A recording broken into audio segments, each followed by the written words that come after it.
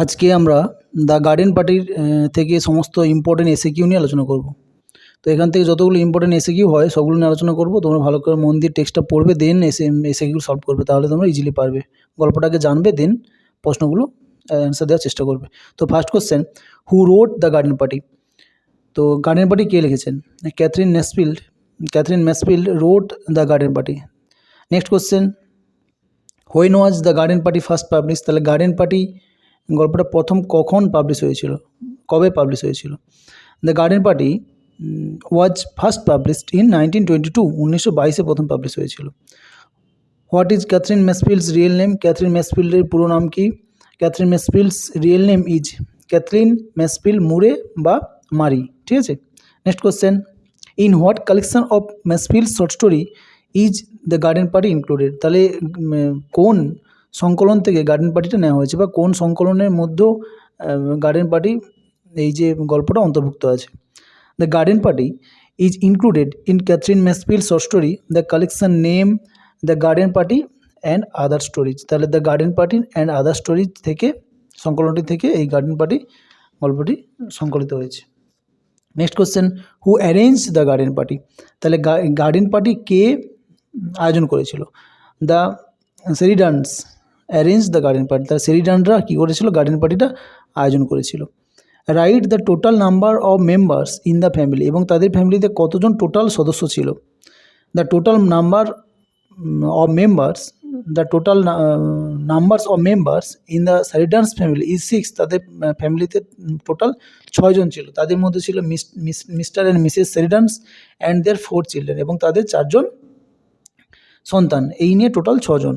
How many children do the Sheridans couple have and write their names? তো Sheridan দম্পতির কতজন সন্তান ছিল এবং তাদের নামগুলো কী কী? মিস্টার এবং মিসেস শেরিডানস হ্যাভ 4 চিলড্রেন, তাদের 4 জন সন্তান ছিল। 1 সন, তার মধ্যে ছিল একজন ছেলে যার নাম হচ্ছে লরি, অ্যান্ড 3 ডটার্স, এবং 3 জন কন্যা ছিল যাদের নাম ছিল লরা এবং Jose and Meg. Next question, describe the weather of the day the garden party was arranged. তাহলে যেদিন গার্ডেন পার্টির আয়োজন করা হয়েছিল সেদিনের আবহাওয়াটার বর্ণনা দাও। বা কোশ্চেনটা ঘুরিয়ে এভাবে আসতে পারে, how was the weather in the early summer? গ্রীষ্মের শুরুতেই আবহাওয়া কেমন ছিল? বা কোশ্চেনটা ঘুরিয়ে এভাবে আসতে পারে, when did the garden party take place? Garden পার্টিটা কখন হয়েছিল? তাহলে অ্যান্সারটা কি? The weather on the day of the garden party was an ideal one. তাহলে যেদিন গার্ডেন পার্টির আয়োজন হয়েছিল সেদিন আবহাওয়াটা খুব সুন্দর ছিল। উইন্ডলেস, বাতাসহীন ছিল। ওয়ার্ম, উষ্ণ ছিল। Having a cloudless clear sky, এবং মেঘ মুক্ত পরিষ্কার আকাশ ছিল। Like early summer morning the sky was veiled with a haze of light gold. তো অন্যান্য দিনের গ্রীষ্মের দিনের সকালের মতো আকাশটা ছিল এবং সোনালি কুয়াশায় ভরা।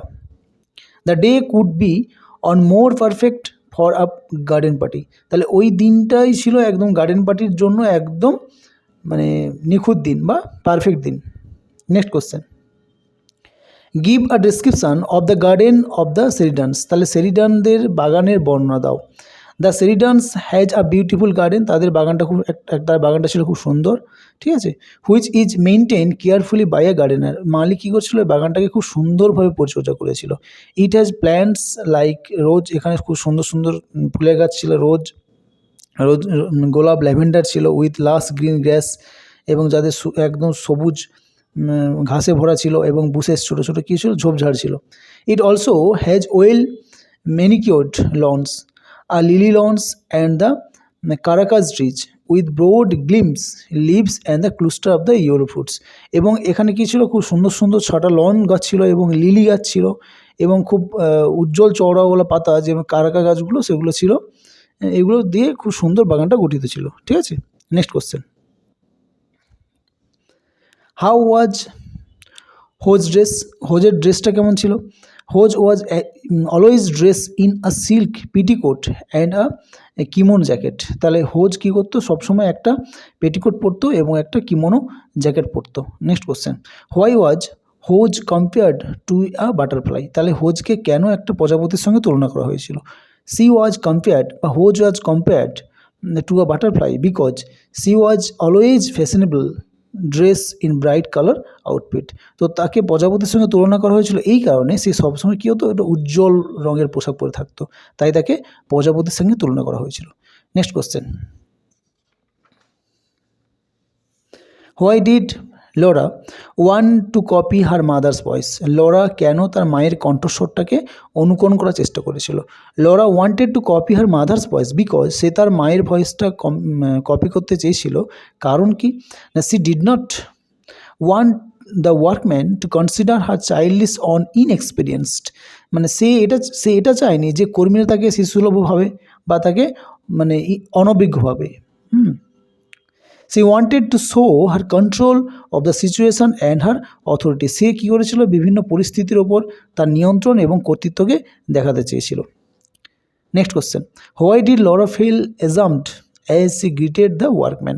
তাহলে যখন সে কর্মীদের অভিনন্দন জানাচ্ছিল তখন সে নিজেকে খুব লজ্জিত বোধ করেছিল। কী কারণে? লরা ইমিটেড হার মাদার্স ভয়েস, সে তার মার ভয়েসটা কপি করেছিল। As she greeted the workman, যখন সে ওই কর্মীদেরকে অভ্যর্থনা জানিয়েছিল। But she sounded so fearfully affected that she was ashamed and stammered like a little girl. কিন্তু তাকে এত বিচ্ছিন্ন মানে এই যে তার মার ভয়েসটা কপি করার জন্য সে খুব ভয় পাচ্ছিল এবং সে খুব লজ্জা পাচ্ছিল এবং মাঝে মাঝে তোতলাচ্ছিল। ঠিক আছে, next question, what arrangement to music was made for the party? পার্টিতে গান বাজনার কি আয়োজন করা হয়েছিল? Where was the band place? Band পার্টিটাকে কোথায় বসানোর ব্যবস্থা করা হয়েছিল? A small band was assigned to play music for the entertainment of the guest of the party. তাহলে পার্টিতে যেসব অতিথি এসেছিল তাদেরকে মনোরঞ্জন করার জন্য ছোট একটি ব্যান্ড পার্টির আয়োজন করা হয়েছিল। The band was placed in a corner of the Sheridans tennis court. তাহলে শেরিডনদের টেনিস কোর্টের একদম কোণে এই ব্যান্ড পার্টিটাকে বসানো হয়েছিল। What do the flower symbolise in the garden party? তাহলে গার্ডেন পার্টিতে যেসব উল্লিখিত ফুলগুলোর বর্ণনা করা হয়েছিল সেই ফুলগুলোর প্রতীক কী হিসেবে উল্লেখ করা হয়েছে এখানে? The flowers mentioned in the garden party symbolise different things. তাহলে যেসব ফুলগুলো এখানে ব্যবহার করা হয়েছে সে প্রত্যেকটা ফুলের কী হচ্ছে, একটা আলাদা আলাদা প্রতীক ছিল। The rose symbolize the wealth and show of attitude of the Sheridans as they gain prominence in the garden. তাহলে গোলাপগুলি কী বৈশিষ্ট্য? না, গোলাপগুলি হচ্ছে সেরিডনদের সম্পদ এবং তাদের মনোভাবের প্রতীক হিসেবে ব্যবহার করা হয়েছে এবং তারা যে আস্তে আস্তে তার বাগানটা প্রাধান্য লাভ করছে সেটা এখানে দেখানো হয়েছে। The lavenders show the virtue and the simplicity, এবং ল্যাভেন্ডারগুলো কী হয়েছিল, তার সদ্গুণ এবং সরলতার সরলতার প্রতীক হিসেবে ব্যবহার করা হয়েছিল। The lilies represents loyalty standing aloof showing status, এবং লিলিগুলোকে কী করেছিল না সবার থেকে আলাদা করেছিল এবং সেগুলোকে একটা সামাজিক মর্যাদা হিসেবে প্রতীক দেওয়া হয়েছিল। The karakas are the native plants for beautifications, এবং ক্যারাকা গাছগুলো কী হয়েছিল, দেশের সৌন্দর্যকে তুলে ধরেছিল। How does the garden reflect the contemporary society? কীভাবে বাগানটা সমসাময়িক সমাজকে প্রতিফলিত করেছিল? In Katherine Mansfield's the garden party, the Sheridans families garden symbolize the super special beauty and the privilege of the upper class. তাহলে ক্যাথরিন ম্যাসফিল্ডের গল্প the garden পার্টিতে সেরিডনদের যে পারিবারিক বাগানটা, সেই বাগানটার দ্বারা কী বোঝানো হয়েছিল, সৌন্দর্য, একটা উচ্চ শ্রেণীর সৌন্দর্য এবং তাদের প্রাচুর্যের প্রতীক হিসেবে ধরা হয়েছিল। The well kept garden construct sharply with the struggle of the working class. তো এখানে সুসজ্জিত বাগানটি যেসব মানুষের শ্রমজীবী মানুষদের কী হয়েছিল, কঠিন সংগ্রামের জীবনকে এখানে তুলে ধরেছিল। Reflects the contemporary societies class division, এবং কী করেছিল না যা সমসাময়িক সমাজের বিভাজনকে প্রতিফলিত করেছিল। The gardens perfect appearance hides the social inequalities and the gap between the different social group. তাই এই বাগানের নিখুঁত চেহারা যেটা কিনা কী করেছিল না সামাজিক বৈষম্য এবং বিভিন্ন গোষ্ঠীর মধ্যে একটা আড়াল তৈরি করেছিল। নেক্সট কোশ্চেন,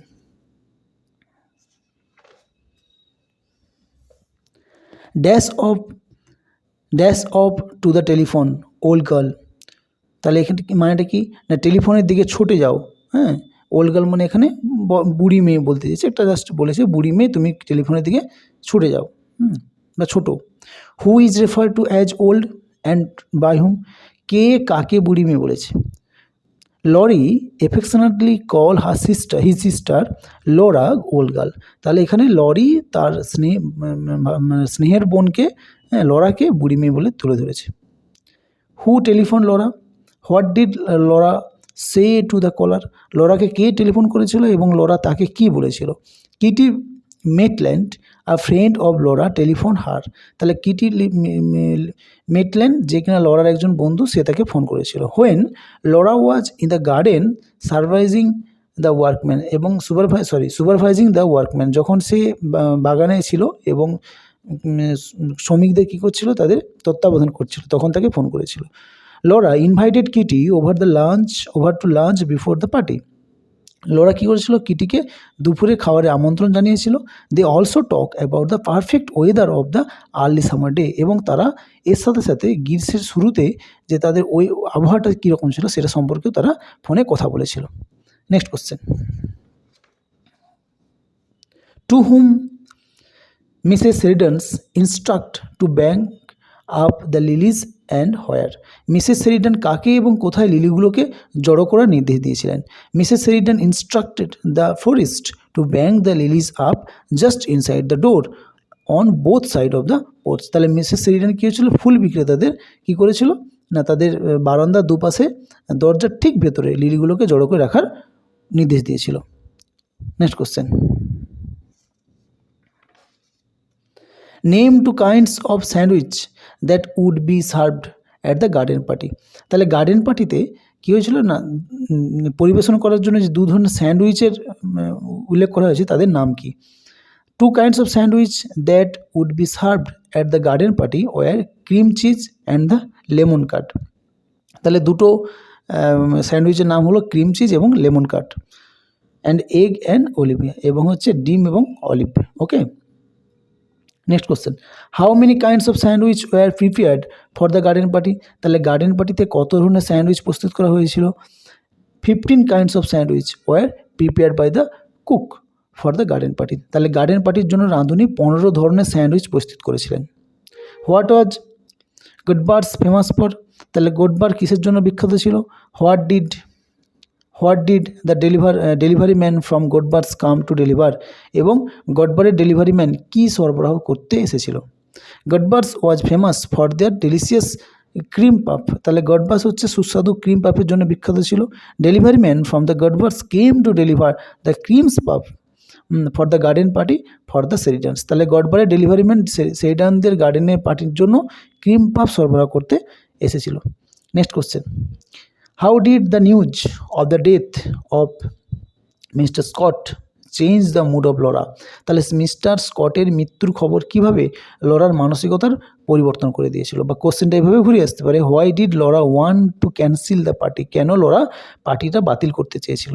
আপন learning about mister Scott's death, তাহলে যখনই সে জানতে পারলো মিস্টার স্কটের ডেথ সম্পর্কে, লরা ওয়াজ শকড, সে খুব বিস্মিত হয়ে গিয়েছিল। She immediately decide to cancel the garden party out of the respect the family of the disease, সে কী হয়েছিল, সমস্ত ফ্যামিলির মতামত নিয়ে সে চেয়েছিল গার্ডেন পার্টিটা বন্ধ করে দিতে। অ্যাকর্ডিং টু হার, তার মত অনুযায়ী, the music, the merriment and the such enjoyment of the garden party will be hurtful to the members of the mourning family, সে এটা ভাবিয়েছিল যে এই যে গান বাজনা আনন্দ যেগুলো কি কিনা মিস্টার স্কটের ফ্যামিলিকে দুঃখ দিতে পারে। So she approach her mother and sister Jose to cancel the party, এবং সে কী করেছিল, শেষ পর্যন্ত তার মা এবং তার বোন হোজের কাছে গিয়েছিল পার্টিটা ক্যান্সেল করার অনুরোধ করতে। Next question, why did Laura feel it was wrong to host the party, Laura কেন এই পার্টিটা আয়োজন করাকে ভুল মনে করেছিল? কোশ্চেনটা ঘুরিয়ে এভাবে আসতে পারে, why did Laura want to cancel the party, Laura কেন পার্টিটা ক্যান্সেল করতে বা বাতিল করতে চেয়েছিল? Laura the most sympathetic among the শেরিডানসদের মধ্যে সব থেকে সহানুভূতিশীল হচ্ছে Laura. Wanted to cancel the party out of the respect of the mourning family of mister Scott, তাহলে মিস্টার স্কটের পরিবারদের এই যে অসহায় অবস্থা, দুঃখজনক অবস্থা, তাকে শ্রদ্ধা জানিয়ে লরা কী করতে চেয়েছিল, পার্টিটা বন্ধ করতে চেয়েছিল। The Scotts live just a little distance away from them. তো স্কটসরা তাদের বাড়ির থেকে কিছুটা দূরে বাস করতো। সো লোরা এটা ভেবেছিল যে distance away from them Laura thought এটা ভেবেছিল যে having a extravagance party with music, তাদের এই যে পার্টিটার গান বাজনা খাওয়ার এবং আনন্দ merriment would be hurtful for the Scott family, যেটা কিনা একটা হাসির ঠাট্টা হয়ে উঠবে কাদের কাছে না ওই বেদনাদায়ক স্কটের ফ্যামিলির কাছে। এই জন্য সে চেয়েছিল পার্টিটা বন্ধ করতে। What did Mrs Sheridan give Laura, তাহলে মিসেস শেরিডন লোরাকে কী দিয়েছিলেন? গিভ ইটস ডেসক্রিপশান, এবং সেটা বর্ণনা দাও। কোশ্চেনটা এভাবে ঘুরে আসতে পারে, what an absolutely topping hat, তাহলে এটা হলো একখানা খুব সুন্দর এক ধরনের হ্যাট, টুপি। ডেসক্রাইব দ্য হ্যাটটার বর্ণনা দাও, বা টুপিটার বর্ণনা দিতে বলেছে। Mrs Sheridan gave Laura a black hat, Mrs Sheridan লোরাকে একটা কালো টুপি দিয়েছিল, দ্যাট সি বট, যেটা সে কিনেছিল। The black hat was streamed with gold laces, এই যে কালো টুপিটা এটা কী হয়েছিল না একটা খুব সোনালি একটা ডিজিজ ফুল যেটা কিনা দিয়ে সাজানো ছিল, আর লং ব্ল্যাক ভেলভেট রিবন, এবং একটা কী হয়েছিল একটি কালো লম্বা ভেলভেটের ফিতে ছিল।